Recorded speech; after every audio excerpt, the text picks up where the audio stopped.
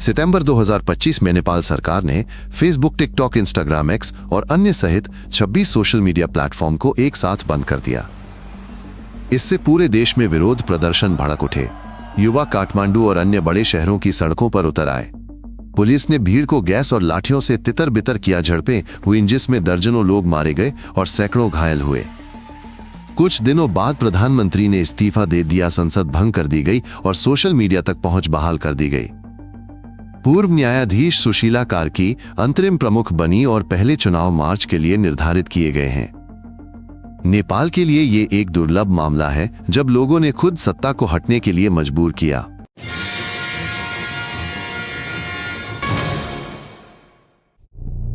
नेपाल नीचे के मैदानी इलाकों से लेकर उत्तर में पर्वतीय श्रृंखलाओं तक फैला हुआ है। यहीं एवरेस्ट और 8 किलोमीटर से अधिक ऊंची कई अन्य चोटियां स्थित हैं। ये पहाड़ जलवायु को प्रभावित करते हैं और पड़ोसी देशों की नदियों को पानी देते हैं। लेकिन ऊंचाई पर जीवन की अपनी कीमत है। हवा विरल है और कई बाहरी लोगों को चक्कर आने के साथ साथ थकान भी महसूस होती है। स्थानीय पीढ़ियों ने धीरे सांस लेना और छोटी पालियों में काम करना सीख लिया है। वहीं डॉक्टर पर्यटकों को शुरुआती दिनों में जल्दबाजी न करने की सलाह देते हैं। डॉक्टर और स्कूल अक्सर दर्रे के उस पार होते हैं और खराब मौसम में संचार बाधित हो जाता है। ऊंचाई हर काम को जटिल बना देती है। यहां तक कि दुकान या डॉक्टर तक जाने के लिए भी सहन शक्ति की आवश्यकता होती है। यहाँ के लोग ऐसे ढलते हैं जिसकी कल्पना करना दूसरों के लिए कठिन है। काठमांडू एक शोरगुल वाला और धूल भरा शहर है। यहाँ मंदिर कंक्रीट के घरों के बगल में खड़े हैं और सड़कें मोटरसाइकिलों तथा कारों से अटी पड़ी हैं। एक बड़े भूकंप के बाद बहुत कुछ फिर से बनाया गया है, लेकिन पानी अभी भी समय समय पर आता है और यातायात जाम रहता है। इसके अलावा यहाँ धुएं का प्रकोप भी है। हवा अक्सर प्रदूषित रहती है और प्रदूषण के स्तर के मामले में ये शहर अक्सर दुनिया के सबसे खराब शहरों की सूची में आता है।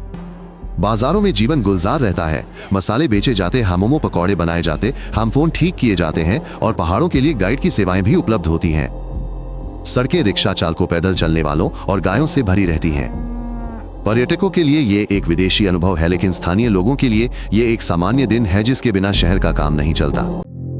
नेपाल ऐसी जगह पर स्थित है जहां बड़ी टेक्टोनिक प्लेटें आपस में टकराती हैं, इसलिए यहां नियमित रूप से भूकंप आते रहते हैं। वर्ष 2015 में आए भूकंप ने लगभग 9000 लोगों की जान ले ली और हजारों घरों को तबाह कर दिया। तब से स्कूल निकासी अभ्यास कराते हैं और नए घर हल्के व अधिक टिकाऊ बनाए जाते हैं। लोग पानी और भोजन का भंडार भी रखते हैं क्योंकि वे जानते हैं कि देर सवेर फिर से धरती जरूर हिलेगी। पहाड़ों में ग्लेशियर पहले से ज्यादा तेजी से पिघल रहे हैं। बर्फ ऊंचाई पर पड़ रही है और नदियां कम भरोसेमंद होती जा रही हैं। यह अब दिखने लगा है। चरवाहे अपने चरागाह खो रहे हैं, गांवों में पानी की कमी हो रही है और गाइडों को अपने ट्रेकिंग सीजन छोटे करने पड़ रहे हैं। गर्मियों में मानसून की बारिश आती है जो पगडंडियों को धाराओं में बदल देती है और पुलों को बहा ले जाती है। सर्दियों में ठंड और सूखा रहता है और लोगों को ईंधन और जलाऊ लकड़ी बचानी पड़ती है। मौसम लगातार कम अनुमानित होता जा रहा है। जब ग्लेशियर पिघलते हैं तो पहाड़ों में नई झीलें बनती हैं। इन्हें पत्थर और मिट्टी के प्राकृतिक बांध रोके रखते हैं। यदि ऐसा कोई बांध टूट जाए तो पानी और कीचड़ का सैलाब नीचे आता है जो पुलों, खेतों और घरों को बहा ले जाता है। ऐसी आपदाएं पहले भी हो चुकी हैं। अब झीलों की निगरानी की जाती है, निकासी नहरें बनाई जाती हैं और सेंसर लगाए जाते हैं। निवासी जानते हैं कि हर गर्मी अचानक मुसीबत ला सकती है। एवरेस्ट नेपाल के लिए आय का स्रोत है, लेकिन ये बड़ी समस्याएं भी पैदा करता है। सीजन के दौरान चोटी पर कतारें लग जाती हैं, कैंप खचाखच भर जाते हैं और पर्यटकों के साथ साथ टनों कचरा भी वहीं रह जाता है, जिसमें ऑक्सीजन सिलेंडर, टेंट और पैकेजिंग शामिल है। हर साल अधिकारी और स्वयंसेवक सफाई अभियान आयोजित करते हैं और दर्जनों टन कचरा नीचे लाते हैं। लेकिन मुख्य बोझ शेरपाओं और कुलियों पर पड़ता है जो भोजन, गैस और उपकरण उन जगहों पर ले जाते हैं जहां तकनीक काम नहीं करती। उनका काम कठिन और खतरनाक है और कभी कभी इसमें किशोरों को भी शामिल किया जाता है। अब ये बात अक्सर चर्चा में रहती है कि उनके श्रम का बीमा किया जाना चाहिए और उसे पर्यटकों के स्वास्थ्य की तरह ही संरक्षित किया जाना चाहिए। पहाड़ों में सड़कें अक्सर बारिश के बाद ढह जाती हैं। झूलते पुल गांवों, स्कूलों और बाजारों को जोड़ते हैं, लेकिन हर मौसम में उनकी मरम्मत करनी पड़ती है। हेलीकॉप्टर और छोटे विमान आपातकालीन स्थितियों में मदद करते हैं, लेकिन अधिकांश लोगों के लिए ये बहुत महंगा है। लोगों के लिए किसी दिन बड़ी सड़क बनाने के वादों से ज्यादा महत्वपूर्ण एक भरोसेमंद पुल या मजबूत ढलान का होना है। पहाड़ी नदियां जल विद्युत संयंत्र बनाने का अवसर देती हैं। ये गांवों को रोशनी देती हैं और बिजली की कटौती कम करती हैं, साथ ही अतिरिक्त बिजली पड़ोसियों को बेची जाती है। लेकिन ऐसी परियोजनाओं में भूस्खलन, पर्वतीय झीलों के टूटने और पानी के विवाद जैसे जोखिम भी हैं। यदि स्थानीय लोगों की राय का ध्यान रखा जाए और लंबे समय को ध्यान में रखकर निर्माण किया जाए तो जल विद्युत केवल बिजली ही नहीं बल्कि रोजगार और सड़कें भी दे सकता है। यदि जल्दबाजी की जाए तो लोगों और पैसे दोनों का नुकसान हो सकता है। नेपाल में हिंदू धर्म और बौद्ध धर्म आपस में गुंथे हुए हैं। लोग मंदिरों में दीपक जलाते हैं और दहलीज पर रंगोली बनाते हैं। कानूनन सभी समान है, लेकिन शादी, विवाह और नौकरी पर रखने में पुराने जातीय भेद आज भी मायने रखते हैं, खासकर गांवों में। मंदिर और मठ सभी की मदद करते हैं, वे भोजन कराते हैं, शिक्षा देते हैं और आश्रय प्रदान करते हैं। युवा पीढ़ी अब अधिक से अधिक बिना मूल देखे दोस्त और जीवन साथी चुन रही है और ये धीरे धीरे परंपराओं को बदल रहा है। 90 के दशक के अंत से 2000 के दशक के मध्य तक नेपाल में माओवादी युद्ध चला। इसके बाद देश ने राजशाही त्याग दी और गणतंत्र बन गया। राजनेता आज भी बहस करते हैं, लेकिन स्थानीय परिषदों को ज्यादा अधिकार मिल गए हैं और वे राजधानी की अनुमति के बिना स्कूल व पुल बना सकते हैं।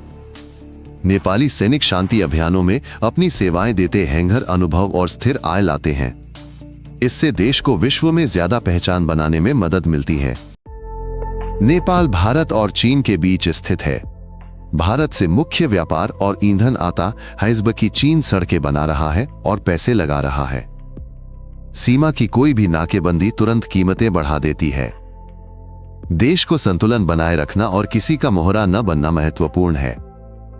इसके लिए आपूर्ति के कई रास्ते और व्यवधानों की स्थिति के लिए भंडार आवश्यक है। ये कोई नारा नहीं बल्कि रोजमर्रा की आवश्यकता है।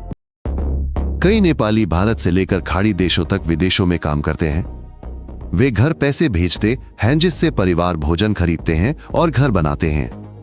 एक परंपरा यह भी है कि गोरखा ब्रिटिश और भारतीय सेनाओं में अपनी सेवाएं देते हैं।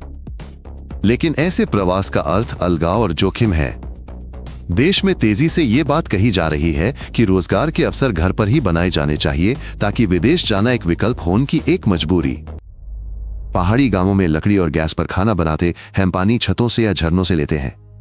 जब सड़क बह जाती है तो वे अपने जमा किए सामान से गुजारा करते हैं और एक दूसरे की मदद करते हैं। महिलाएं घर और खेत संभालती हैं, दुकानें खोलती हैं और परिषदों में भाग लेती हैं, क्योंकि पुरुष अक्सर काम की तलाश में बाहर चले जाते हैं। लड़कियों को पढ़ाई का मौका अब ज्यादा मिल रहा है, लेकिन स्कूल तक का रास्ता तय करने में घंटों लग सकते हैं और सड़क अक्सर असुरक्षित होती है। कभी कभी बच्चे पढ़ाई की बजाय कुली का काम करते हैं या खेतों में परिवार की मदद करते हैं। सहायता कार्यक्रम और छात्रवृत्तियां उन्हें अपनी पढ़ाई जारी रखने में मदद करती हैं। सड़क पर रोशनी या महिलाओं के लिए छोटा ऋण जैसी साधारण चीजें ऊपर से मिलने वाले वादों से ज्यादा तेजी से जीवन बदल देती हैं। नेपाल में बहुत त्योहार मनाए जाते हैं। बांस के झूले, ढोल, नगाड़ों के जुलूस और मंदिरों में दीपमालाएं। युवा रॉक और रैप सुनते हैं और जीवन पलायन तथा अन्याय के बारे में गाते हैं। 70 के दशक में हिप्पी यहां आते थे और यहां तक कि भांग कानूनी तौर पर बेची जाती थी, जब तक इन दुकानों को बंद नहीं किया गया। उस दौर की छाप अभी भी संस्कृति और पर्यटन में मौजूद है। आज निर्देशक, कलाकार और संगीतकार देश के बारे में सरल और सीधी भाषा में बताते हैं। नेपाल अपने जोखिमों से वाकिफ है, भूकंप, भूस्खलन, पिघलती बर्फ और पड़ोसियों पर निर्भरता। लेकिन देश की अपनी मजबूतियां भी हैं, पानी, पहाड़ और ऐसे लोग जो मुश्किलों से जूझना जानते हैं। अगर स्कूल करीब आ जाए, सड़कें ज्यादा भरोसेमंद हो जाएं और स्थानीय परिषदों को ज्यादा अधिकार मिले तो रोजमर्रा की जिंदगी में बदलाव महसूस होंगे। अगर ये दिलचस्प लगा हो तो नए अपडेट्स न छूटें, इसके लिए सब्सक्राइब करें। हम सब कुछ संक्षिप्त और सीधे मुद्दे की बात बताते हैं।